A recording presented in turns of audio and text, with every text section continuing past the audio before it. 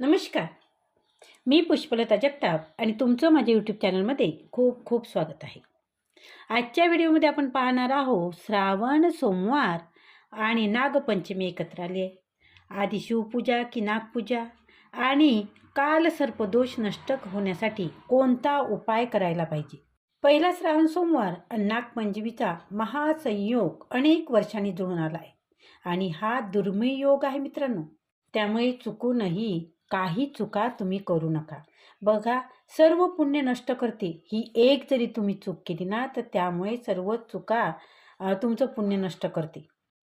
वर्षभरातून एकदा येणारा पवित्र श्रावण महिना सुरू झाला असून यंदा पहिलाच श्रावण सोमवारी नागपंचमी हे अत्यंत दुर्मिळ योग जुळून आला आहे आणि त्यामुळे हा खूप चांगला योग आहे. यंदा 17 ऑगस्ट रोजी श्रावण महिन्यातील पहिलाच श्रावणी सोमवार आणि नागपंचमी हा सण एकाच दिवशी आले. अनेक वर्षानंतर आलेला हा अत्यंत दुर्मिळ आणि शुभ असा महासंयोग मानला जातो. पहिल्याच सोमवारी नागपंचमी आल्यामुळे या दिवसाचा धर्मशास्त्रात अत्यंत उच्च स्थान मिळालेले आहे आणि म्हणून हा दिवस अत्यंत पवित्र आहे. या पवित्र दिवशी भगवान शिव आणि नागदेवतेची पूजा केल्याने 1000 पटीने जास्त पुण्य मिळते.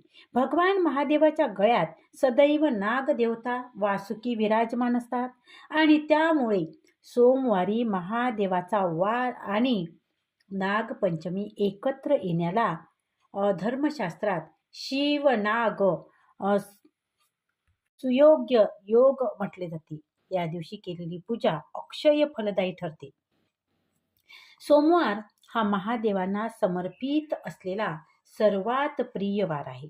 तर नागदेवता ही भगवान शिवांच्या गळ्यातील मुख्य अलंकार आहे. म्हणून या दिवशी प्रथम महादेवाची पूजा करावी आणि त्यानंतर नागदेवतेची पूजा करावी.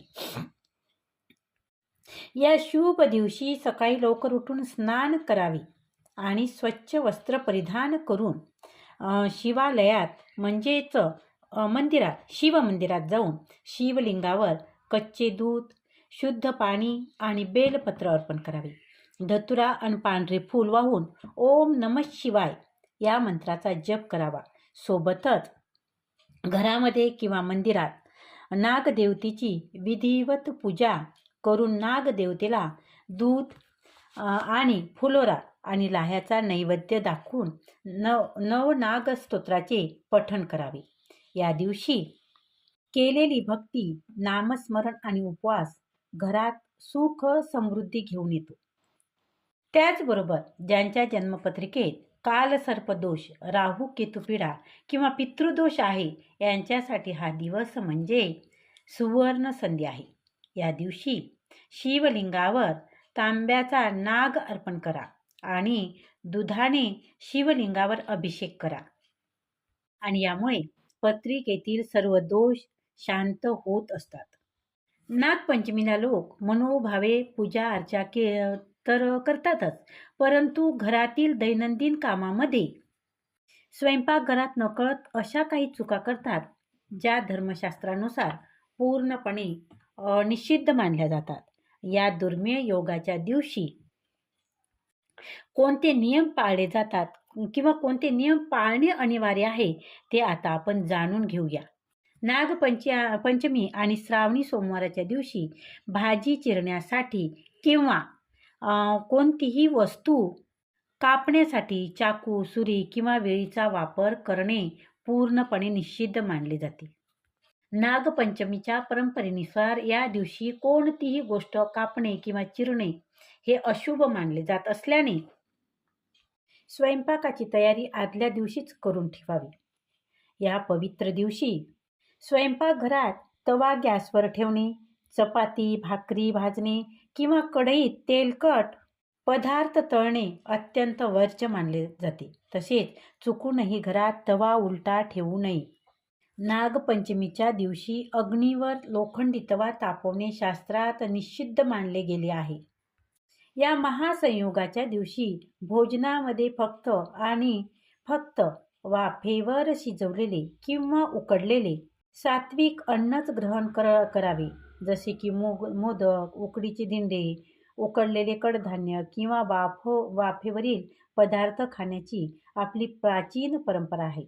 या दिवशी मांसाहार किंवा तामसी पदार्थाचा विचारही मनात आणू नये. नागपंचमीच्या दिवशी जमीन खोदणे, शेतात नांगरणी करणे किंवा भाज्या चिरणे वर्ज्य मानले जाते. या दिवशी शिव आणि नागाची सात्विक भावाने पूजा करून अन्नाचे दान केल्यास घरात सुख समृद्धी नांदते. या दिवशी केलेली भक्ती, नामस्मरण आणि उपवास घरात सुख समृद्धी घेऊन येत असतो. आता आपण बघणार आहोत नागपंचमी तिथी आणि पूजा मुहूर्त. नागपंचमीनुसार यावर्षी श्रावण महिन्यात शुक्ल पक्षाची पंचमी तिथी ही 16 ऑगस्ट रोजी सायंकाळी 4:52 सुरू होईल आणि ही तिथी 17 ऑगस्ट रोजी सायंकाळी 5:01 राहील. आणि उदय तिथीनुसार यावर्षी नागपंचमीचा सण 17 ऑगस्ट रोजी साजरा केला जाईल. पंचांगानुसार नागपंचमी पूजा मुहूर्त हा सकाळी 5:51 ते 8:29 शुभ कालावधी मानला जात आहे. श्रावणी सोमवार आणि नागपंचमी एकाच दिवशी पूजेचा क्रम कसा असेल तर पंचमीनुसार पंचांगानुसार 17 ऑगस्ट 2026 रोजी श्रावणी सोमवार आणि नागपंचमी एकाच दिवशी असल्याने पूजेचा क्रम कसा असेल तर प्रथम भगवान शिवाची पूजा करायची आहे. स्नान करून शिवलिंगाला जलाभिषेक करा, बेलपत्र अर्पण करा आणि ओम नमः शिवायचा जप करा. त्यानंतर नागदेवतेची पूजा. नागपंचमीच्या मुहूर्तात नागदेवतेचे नामस्मरण करून पूजा, नैवेद्य आणि आरती करा. त्यामागील धार्मिक दृष्ट्या सुंदर समन्वय या ठिकाणी साधलेला आहे. नाग हे भगवान शिवाच्या गळ्यात विराजमान असल्यामुळे शिवपूजेनंतर नागदेवतेची पूजा करण्याची परंपरा अनेक ठिकाणी आढळते. मात्र घरची कुल परंपरा किंवा स्थानिक प्रथा वेगळी असेल तर तीच प्राधान्याने पाळावी. नागपंचमीची पूजा सकाळच्या शुभ मुहूर्तात पूर्ण करणे महत्त्वाचे आहे. आता आपण बघूया की पूजा करण्याची उत्तम पद्धत काय आहे. तर सकाळी स्नान करून प्रथम भगवान शिवाची अभिषेक आणि पूजा करावी. श्रावण सोमवारची शिवमूठ तांदूळ अर्पण करावी. त्यानंतर नागदेवतेची पूजा करावी. त्यानंतर सोमवारचे व्रत आपल्या घरच्या परंपरेनुसार संध्याकाळी शिवपूजा आरतीनंतर सोडता येते. उपवास सोडण्याची वेळ. तर उपवास सोडण्याची वेळ ही धार्मिक मान्यतेनुसार श्रावण सोमवारचा उपवास संध्याकाळी शिवपूजा व आरती झाल्यानंतर उपवास सोडणे योग्य आहे. नागपंचमीची पंचमी तिथी सायंकाळी सुमारे 5:01 संपते. त्यामुळे तिथी संपताच उपवास सोडणे बंधनकारक नाही आहे. उपवास सोडताना फलाहार किंवा घरच्या व्रत परंपरेनुसार सात्विक आहार घ्यावा. म्हणजेच सकाळी नागपंचमीची पूजा करून उपवास सुरू ठेवायचा आणि संध्याकाळी शिवपूजा आरतीनंतर पारणं करायचं. आता नागपंचमीचं धार्मिक महत्त्व काय आहे तर हिंदू धर्मात नागपंचमीचा सण खूप विशेष मानला जातो. हा सण सर्पदेवाला समर्पित आहे. हिंदू धर्मात नागाला दैवी स्थान आहे आणि भगवान शिवाच्या गळ्यातील नाग भगवान विष्णूचा शेषनाग आणि श्रीकृष्णाने कालिया नागाचा पराभव केल्याची कथा नागाचे महत्त्व अधोरेखित करतात. त्यामुळे नागपंचमीच्या दिवशी नागपूजा करणे शुभ मानले जाते. धर्मग्रंथामध्ये नागपंचमीला सर्पदेवाची पूजा करण्याचा उल्लेख आहे आणि म्हणूनच नागपंचमीला सर्पाची विधीपूर्वक पूजा केली जाते आणि कुटुंबाच्या सुख समृद्धीसाठी कामना केली जाते. त्याचबरोबर श्रावण सोमवाराचे धार्मिक महत्त्व काय आहे तर हिंदू धर्मात श्रावण महिना भगवान शिवांना अर्पित मानला जातो. त्यामुळे श्रावणातील सोमवाराला विशेष धार्मिक महत्त्व आहे. या दिवशी भगवान शिव आणि माता पार्वतीची पूजा, अभिषेक, बेलपत्र अर्पण करून आणि उपवास करण्याची परंपरा आहे. श्रावणी सोमवाराचे व्रत केल्याने भगवान शिवांची कृपा होते. त्याचबरोबर मनोकामना पूर्ण होतात आणि जीवनातील अडचणी सुद्धा दूर होतात अशी धार्मिक श्रद्धा आहे. अविवाहित मुली चांगला जीवनसाथी मिळावा यासाठी हे व्रत करतात, तर विवाहित महिला पतीच्या दीर्घायुष्यासाठी आणि कुटुंबाच्या सुख समृद्धीसाठी हे व्रत करतात अशी परंपरा आहे. तर धन्यवाद, खूप खूप धन्यवाद.